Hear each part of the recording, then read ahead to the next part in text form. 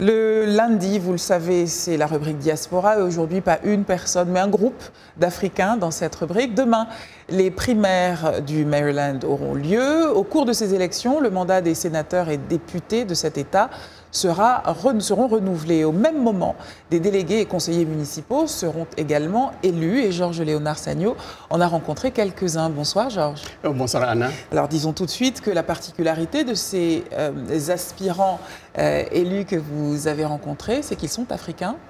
Je dirais même africaines. Tout à fait, tout à fait. On assiste à une floraison de candidatures féminines, surtout des Africaines, qui, pour une fois, se sont réveillées et elles veulent vraiment se faire compter dans ces élections. Alors, on commence au Nigeria ?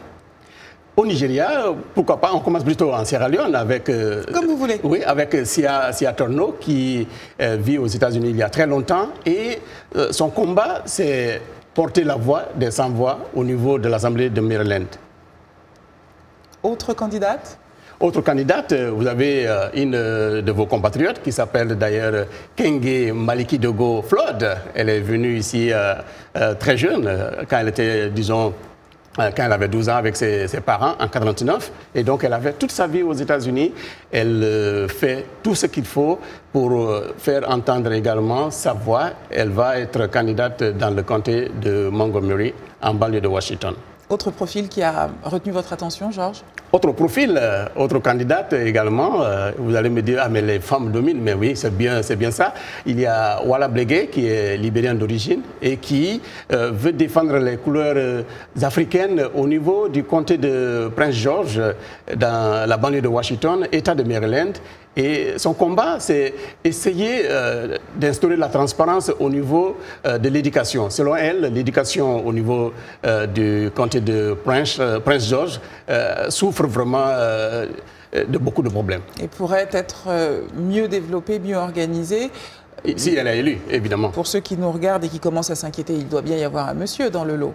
Oui, tout à fait. Un monsieur, oui, bien sûr, il y en a même deux. Son nom, c'est donc Zawal Will Zawando. Il est, comme lui-même il se qualifie, alors de la première génération des Africains, surtout des Nigérians qui ont immigré aux États-Unis dans les années 70. Ses parents plutôt. Alors lui, il est né ici. Ses parents sont venus et ils se sont installés dans la ville de Silver Spring, une ville qui est située, que vous connaissez bien d'ailleurs, qui est située en banlieue de Washington. Au nord de Washington. Voilà, dans le nord de Washington. Et donc, Monsieur Will, plutôt, se dit très déterminé aussi à faire entendre la voix de la diaspora africaine dans l'État de Maryland, plus particulièrement dans son district de Silver Spring. Et puis autre homme ? Est-ce qu'il y a un autre homme que vous avez repéré? Oui, il y a un autre homme, son nom c'est Chike, et lui il est du Nigeria, Chike Nwanku, il est, vous allez être étonné, il est candidat républicain.